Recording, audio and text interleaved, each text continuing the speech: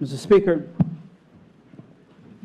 I rise this morning to provide this Honorable House with the outcome of work undertaken by the Efficiency Committee.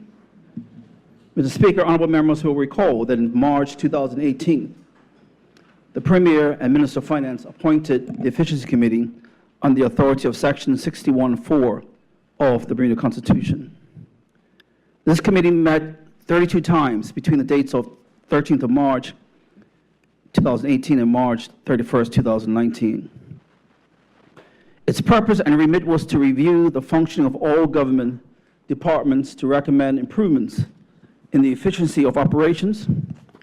This provided an extensive scope of the committee to structure its approach.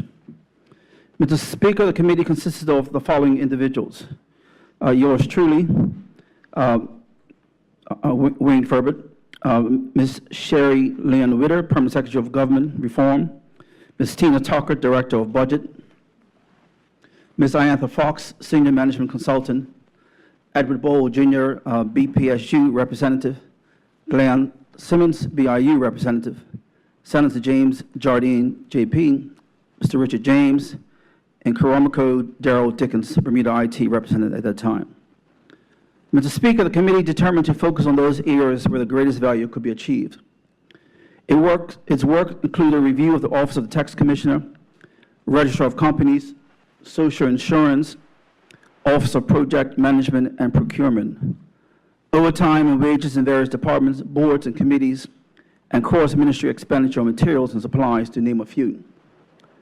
Mr. Speaker, at the Office of the Tax Commissioner, the department charged with administering the collection of the taxes and undertaking duties in accordance with legislative requirements, the committee observed significant deficiencies in the area of the adjudication of stamp duty, collection, staffing level, as well as IT infrastructure.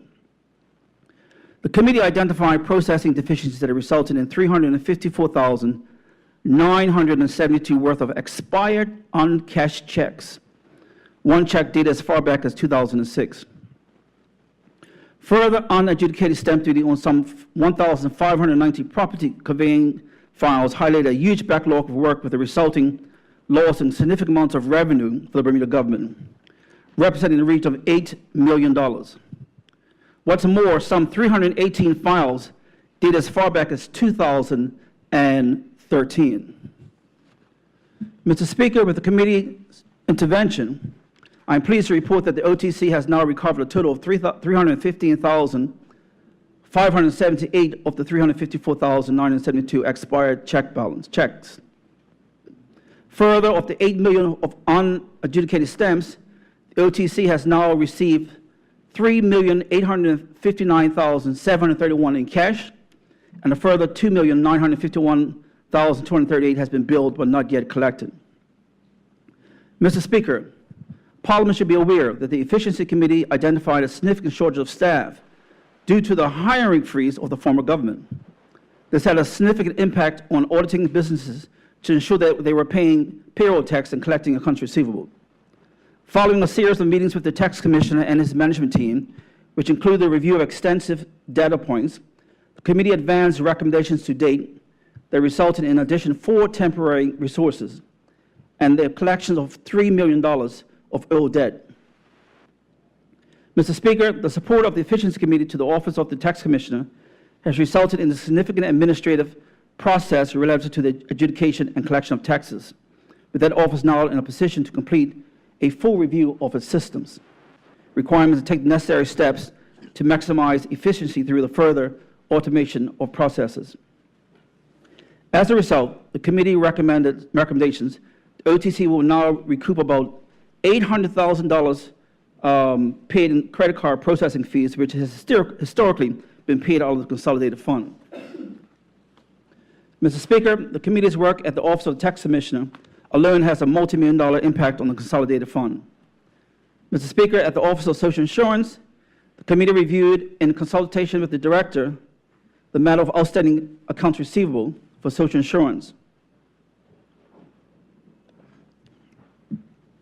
which as at November 2018 amounted to $44 million, of which at times some $228 million was over 120 days old. The committee has advanced a raft of recommendations to address compliance, collection and IT infrastructure issues at the Office of Social Insurance to arrest this long outstanding debt collection issue. The committee highlighted the synergy between the Pension Commission and the Social Insurance Department and have advanced a recommendation that could result in a joint board to oversee both, as there could be some cost savings in doing this.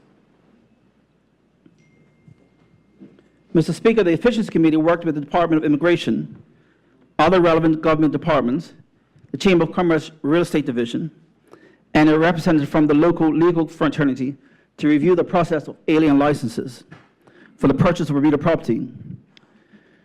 It had long been advanced that extended processing delays negatively affect sales, and as a consequence, potential buyers had long interests and were terminating purchases. The processing impediments represent a loss of revenue to the government. Mr. Speaker, based on recommendations from the Efficiency Committee, steps have now been taken to automate the circulation of alien license files within the government, with a review to reducing the processing time considerable for properly executed submissions. Further discussion of realtors led to a more progressive way of calculating leases, which the government will now receive millions of dollars of additional revenue.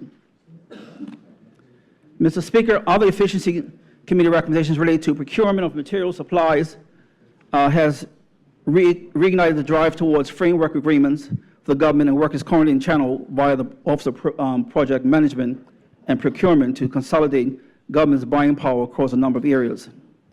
It is expected that the Office of Project Management and Procurement will complete an evaluation of the purchasing of goods and services throughout the government and make recommendations for cost savings to secure the best price, and further to evaluate and implement short, medium, and long-term goals and opportunities for cost savings.